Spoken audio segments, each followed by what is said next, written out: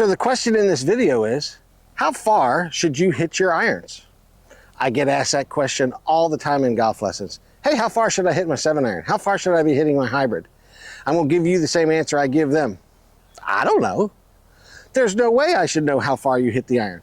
Now, before you jump off this video saying, man, I wanted this guy to tell me how far I should hit the ball, and now he's telling me he doesn't know, let me give you the factors and the components involved into figuring out your distance.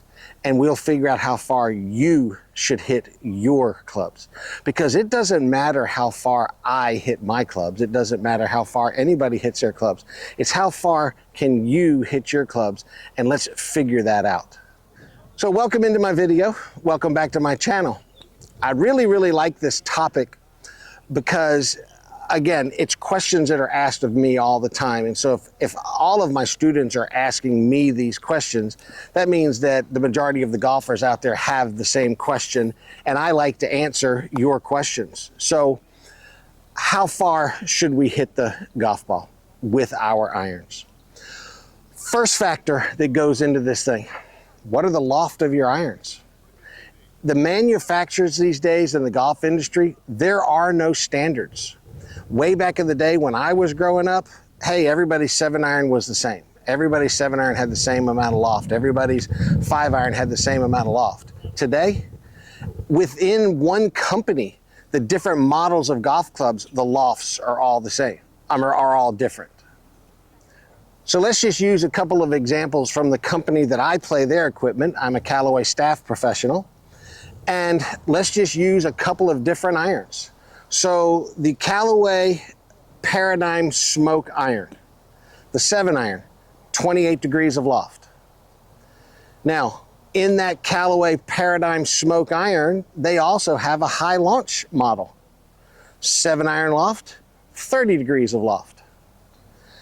I play a combination set of the Apex. I've got Apex Pro in the 4-iron through the 7-iron, and it's the Apex CB in the 8, 9, and the pitching wedge.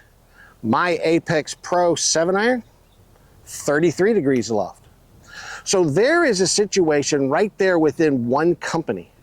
Between my set of clubs and the Paradigm set of clubs, there is 5 degrees loft difference between my 7-iron and the other 7-iron. And what this is telling me is I should probably be playing the smoke, because my golf shots are getting shorter and shorter and shorter. I should move away from these forged clubs anymore. But I'm not going to yet. I still like them too much.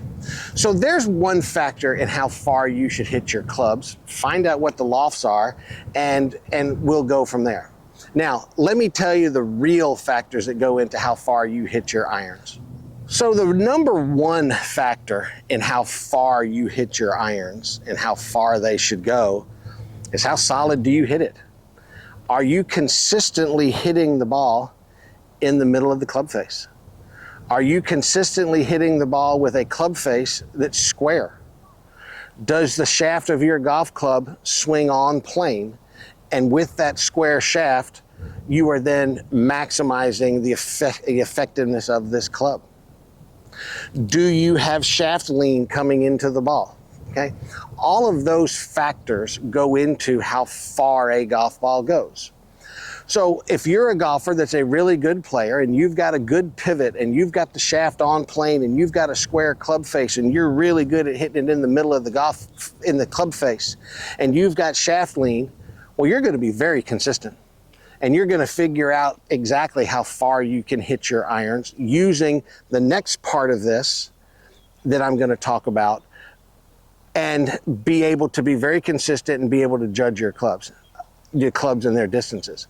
Now, if you're a golfer that's out there that you've got a club shaft that's off plane, you've got a club face that's not square, you're never hitting the ball solid, you're hitting it on the toe, you're hitting it on the heel, you're hitting it in the middle of the club face, you're hitting it on the leading edge, you're going to be all over the board. And so what you need to do is you need to figure out a swing that you can make, that you can more consistently hit that ball solid, okay? Now, the last factor in how far the golf ball goes, and I really think this one is one of the most important, is what speed can you swing that allows you to still hit the most solid shot. And trust me here, it's never full speed. So there is an optimal speed for everybody, and everybody's speed is going to be a little bit different. And you've got to find out what that speed is, again, that allows you to hit the most consistent golf shot that you can hit. I know going way back, this is going back into the 1990s, I was changing my swing, and I had to start off when I was changing my swing, just going real slow as I was trying to hit balls so I could accomplish what I was trying to accomplish. And as I was getting better at making this change, I started just gradually speeding up and speeding my pivot up. And I got to the point where I sped up one more time and I never could hit the ball solid again. It was never solid contact. It was never in the middle. The ball flight wasn't the same. So therefore, that was too fast for me. So I had to back down and find my speed that allowed me to stand in here and hit shots where I have balance and I have rhythm and allow me to hit them solid. Then what you do is once you've found that speed, you then say, okay, now how far is my club going? I'm sorry, how far is my ball going? So I would just have to stand here, whether using a launch monitor or a range finder, or if I was in an open field somewhere, hitting them and stepping it off and finding out how far I hit that golf ball. But I've just got to stand in here and keep making that swing and figure out how far that golf ball goes.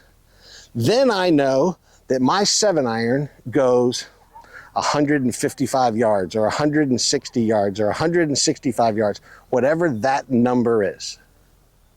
So if you want to know how far you should hit your irons, go to the driving range, figure out the swing that you need to be making that hits the ball more in the middle of the club face.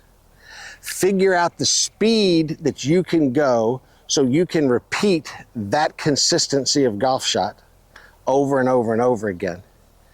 And then get some type of measuring device and figure out how far that ball goes.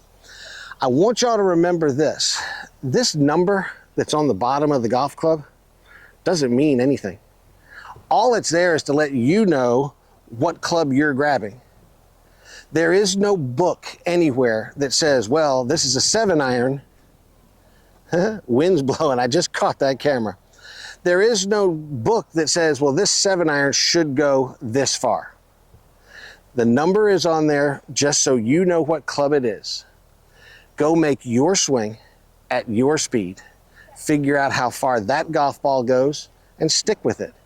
And if your 7-iron doesn't go quite as far as you think it should go, grab a 6-iron, because that's why we have 14 clubs in our bag, because they all go a different distance. Learn to hit this ball solid, learn to hit it consistently in the middle of the club face, and you're going to score better.